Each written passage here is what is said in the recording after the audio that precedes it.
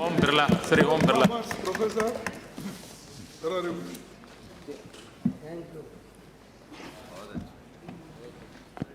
माननीय सभापति महोदय,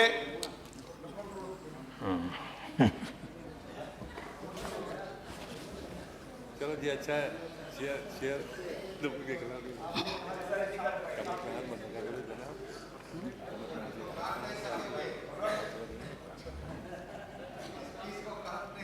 माननीय सभापति महोदय,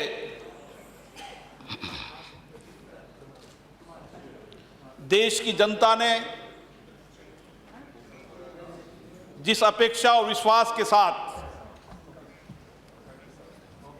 हमारी दल की सरकार को चुनकर भेजा, हमने उसी विश्वास के साथ देश में पहला बजट हमारे माननीय वित्त मंत्री जी ने एक ऐसा बजट रखा है जिस बजट में हम राजकीय कोष के घाटे को कम करते हुए देश के आर्थिक विकास की नई गति देते हुए और सामाजिक जनकल्याण के विषयों को भी ध्यान करके हमने बजट दिया है। हमने सरकारी धन को नकद बांटने का काम नहीं किया है। पूर्ववर्ती सरकार ने जिस तरीके से सरकारी धन का व्यय किन मदों के लिए होना चाहिए, उन मदों का ध्यान नहीं रखने के कारण आज हमारा देश आर्थिक तंगी से गुजर रहा है। सभापति महोदय, पिछली सरकार ने बहुत योजनाएं लागू की। उन्होंने कहा हम फेलोशिप योजना के माध्यम से देश में गरीब का ध्यान रखना चाहते हैं। उन्होंने कहा हम फूड सिक्योरिटी बिल लाएं, देश के हर गरीब व्यक्ति के पेट में रोटी जाए। उन्होंने कहा cash transfer scheme, unique ID. माननीय सभापति महोदय, सरकार की नीयत ठीक नहीं थी। फूड सिक्योरिटी बिल लाए, चुनाव के अंतिम पड़ाव पर लाए, लेकिन उस फूड सिक्योरिटी बिल की अनियमितताओं के कारण जब हमारे पास सर्वे नहीं है कि किस गरीब व्यक्ति को अनाज मिलना है, जो राज्य सरकार है उन्होंने सर्वे नहीं किया था, लेकिन जल्दी में फूड सिक्योरिटी बिल लाए जिससे उस गरीब को लाभ होना चाहिए, गरीब को लाभ भी नहीं मिला और देश का धन भी उपयोग में नहीं आया। उन्होंने केस ट्रांसफर स्कीम। माननीय सभापति महोदय, हमारे देश में आज भी 57% से ज्यादा लोग बैंक के ट्रांजैक्शन नहीं करते हैं और हमने योजना बना दी कि हम ट्रांसफर स्कीम के तहत नगद सब्सिडी उनके खातों में जमा कराएंगे। जब बैंक का सिस्टम नहीं, इंफ्रास्ट्रक्चर नहीं और आप कह रहे हैं कि हम कैश ट्रांसफर स्कीम करेंगे। माननीय सभापति महोदय, और इसी कारण हमारे देश में लगातार जिस तरीके से राजकोषीय घाटे की स्थिति चलती गई, हमारे वित्त मंत्री जी ने इस संकल्प के साथ कहा है, प्रतिबद्धता के साथ कहा है कि 2016-17 में हम इस राजकीय कोष के घाटे को 3% बढ़ा देंगे। कोई वित्त मंत्री देश का इस प्रतिबद्धता के साथ नहीं कह सकता, लेकिन उनका विजन है। हमारे प्रधानमंत्री जो एक प्रदेश के मुख्यमंत्री रहे, जिन्होंने एक प्रदेश के अंदर क्रांति लाकर गुजरात के एक स्टेट को एक मॉडल स्टेट बनाया।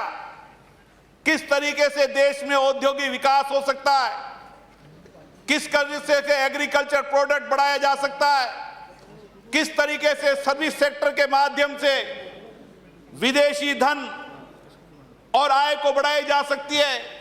ये सारे विजन हमारे मुख्यमंत्री रहते हुए जो वर्तमान में प्रधानमंत्री हैं, उन्होंने एक स्टेट में की।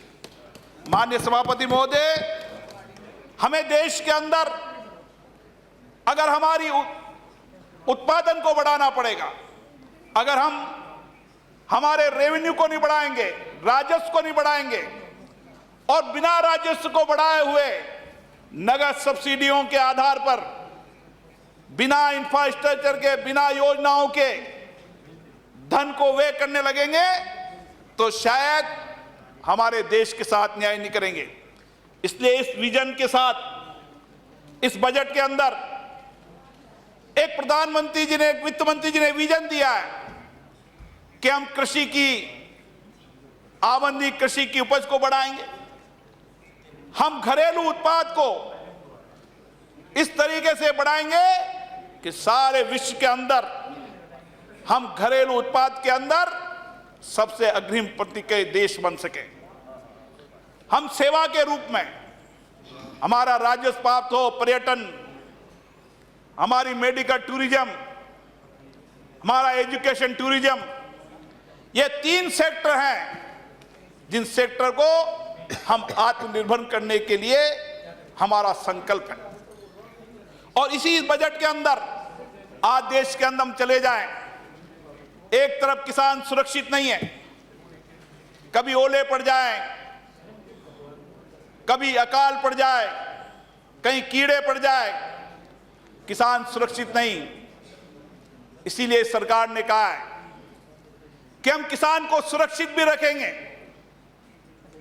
क्योंकि जमीन का रकबा बढ़ नहीं सकता। उस जमीन के अंदर हम ज्यादा से ज्यादा उत्पादन करेंगे और उत्पादन करने के लिए प्रधानमंत्री सिंचाई योजना, क्योंकि अगर हम सिंचाई के सिस्टम को डेवलप नहीं करेंगे तो बिजली और डीजल से किसान को खेती महंगी पड़ती है। इसलिए सभापति महोदय, प्रधानमंत्री सिंचाई योजना से अधिकतम इलाकों के अंदर खेत के किसान में पानी पहुंचे, इसकी कार्य योजना बनाई। पिछली सरकार ने वन पर्यावरण के नाम पर पूरे देश के जो एनीकट बनने थे, बांध बनने थे, जो सिंचाई योजना बननी थी, उन सारी सिंचाई योजनाओं को रोक दिया, जिससे एरीगेटेड इलाका देश में जो बढ़ना चाहिए वो एरीगेटेड इलाका नहीं बढ़ा। माननीय सभापति महोदय, हमने इंडस्ट्री सेक्टर में नई शुरुआत की है। हमारा घरेलू उत्पादन बढ़ाने के लिए हमने छोटे लघु कुटीर उद्योग, आज हमें पीड़ा होती है कि हमारे पड़ोस चाइना, जो हमारे से बाद में देश आजाद हुआ, उस चाइना के घरेलू उत्पाद पूरे विश्व के बाजार को लेकर बैठा हुआ है।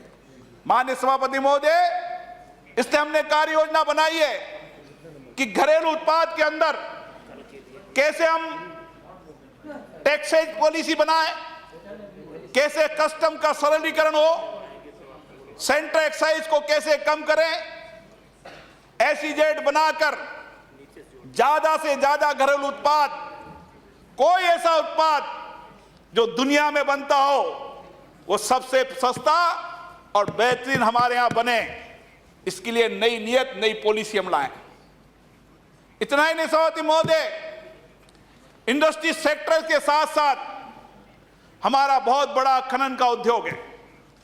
इसलिए हमने एमएमडीआर 1957 को संशोधन करने के विचार रखा है कि हम हमारे जमीन में जो हमारा धन है, जिसका उपयोग करके हम आज भी विश्व के अंदर सबसे बड़े, चाहे कोयला हो चाहे इस्पात हो, तमाम चीजों को खान से निकालकर लोकल इंडस्ट्री डेवलप करके उसके उत्पादन के माल को विश्व के बाजार पे कब्जा कर सकते हैं। इसलिए हमने वो विचार भी बनाया है। सभापति महोदय, पर्यटन के क्षेत्र में आज हिंदुस्तान देश का सबसे पर्यटन देश बन सकता है, लेकिन हमने, पिछली सरकार ने पर्यटन को किस तरीके से कर में लाया जाए, हमने प्रयास किया, हमने घोषणा की है कि हम पर्यटन के क्षेत्र के नए क्षेत्रों को भी डेवलप करेंगे और उसको सेवा कर से भी मुक्ति करेंगे। हम ये 3 सेक्टरों के माध्यम से इस देश के राजस्व को बढ़ाने की बात करेंगे। माननीय सभापति महोदय, आज हम इंफ्रास्ट्रक्चर के रूप में बहुत पीछे हैं। हमारा देश आज भी 67 साल बाद बुनियादी ढांचों के लिए तरस रहा है। गांव के अंदर सड़क, बिजली, पानी। आज भी देश के अंदर लोगों को हम शुद्ध पेयजल नहीं मिला सकते। आज भी उसके अंधेरे घर में रोशनी नहीं कर सकते। माननीय सभापति महोदय, ये बजट नगद सब्सिडी देने का, नगद भुगतान का नहीं। हम इंफ्रास्ट्रक्चर के आधार पर हम लोगों को रोजगार जोड़कर उनका परमानेंट रोजगार स्थापित करना चाहते हैं, ताकि वह अपने हाथों पे खड़ा होकर रोजगार कर सके। जिस महानरेगा की चर्चा माने हमारे कई सदस्य कर रहे थे, आज महानरेगा के नाम पर जिस तरीके से देश में करप्शन हो रहा है, महानरेगा को पुनरीक्षण करने की आवश्यकता है। मजदूर को काम भी मिले, हमारी परिसंपत्तियां भी अर्जित हो, ताकि महानरेगा में जो करोड़ों रुपया खर्च होता है उसको इंफ्रास्ट्रक्चर डेवलप करके हम पूरा नया देश बना सके। मैं माननीय सभापति, जिस प्रदेश से आता हूं राजस्थान में, वहां बहुत प्रबल संभावना है। माननीय वित्त मंत्री जी से कहना चाहता हूं, हमारे यहां बहुत बड़ा रेगिस्तान इलाका है। हम बहुत बड़े हिंदुस्तान में सबसे बड़े भूभाग के अंदर हैं। इसलिए आज आवश्यकता है कि 2,47,000 किलोमीटर के उस क्षेत्र को हम किस तरीके से उपयोग कर सकें।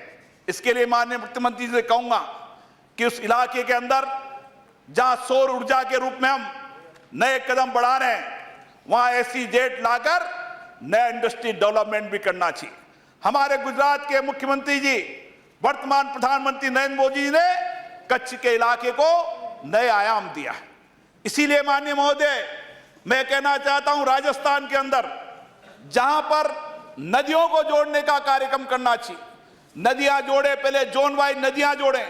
नदियां जोड़ने से जहां खेत के किसान को सस्ती सिंचाई करने का प्रण मिलेगा, वहां एक जगह अकाल पड़ता है, एक जगह बाढ़ आती है, उससे राहत मिलेगी। इसलिए माननीय वित्त मंत्री से मैं कहना चाहूंगा, पहले हमें जोन वाइज 3-3, 4-4 स्टेट की नदियों को जोड़ने का कार्यक्रम बनाना चाहिए। राजस्थान में इसकी प्रबल संभावना है। इसलिए नदियों को जोड़कर हम संपूर्ण राजस्थान को इरिगेट कर सकते हैं। माननीय सभापति महोदय, मैं जिस इलाके से आता हूं वो कोटा का इलाका है, जहां 1 लाख विद्यार्थी पढ़ते हैं। हमें आवश्यकता है कि हम एजुकेशन टूरिज्म को डेवलप करें, और एजुकेशन टूरिज्म को डेवलप करने के बाद पूरे विश्व का विद्यार्थी हिंदुस्तान की धरती पर पढ़ना है। हिंदुस्तान का विद्यार्थी विदेशों के अंदर, इंग्लैंड में पढ़ने वाला व्यक्ति हमारी आजादी के पहले और आजादी के बाद इंग्लैंड में पढ़ने जाता था। हमारा एजुकेशन टूरिज्म इतना डेवलप होना चाहिए, पूरे विश्व का विद्यार्थी पढ़ने आए तो हिंदुस्तान में आए। इलाज करने की आवश्यकता हो, सस्ता और बेहतरीन इलाज आज भी हिंदुस्तान की धरती पर है। इसलिए हमें मेडिकल टूरिज्म को भी डेवलप करने की आवश्यकता है। इसलिए माननीय सभापति महोदय, मैं वित्त मंत्री जी से निवेदन करना चाहता हूं कि राजस्थान के अंदर हमारे रेगिस्तानी भूमि इलाके को नए SEZ बनाने की, हमारे राजस्थान के इलाके को एजुकेशन टूरिज्म के नए संसाधन देने की, और हमारे राजस्थान के अंदर जो छोटी छोटी ढानियां हैं उनको किस तरीके से इलेक्ट्रीफाइड किया जा सकता है, उनको कैसे जोड़ा जा सकता है, और किस तरीके से नदियों को जोड़कर प्लान कर सकते हैं, इसकी योजना की आवश्यकता है। मैं सभापति महोदय इतना ही कहना चाहता हूं, ये बजट एक विजन वाला बजट है, ये बजट एक संकल्पों का बजट है, और ये बजट देश के आर्थिक विकास को गति बढ़ाने वाला बजट है, जो देश के विकास को नए आयाम देगा, और हिंदुस्तान पूरे विश्व के अंदर विकास की दर में सबसे आगे होगा। इसलिए मैं माननीय वित्त मंत्री जी को धन्यवाद देना चाहता हूं। बहुत बहुत धन्यवाद। बदरुद्दीन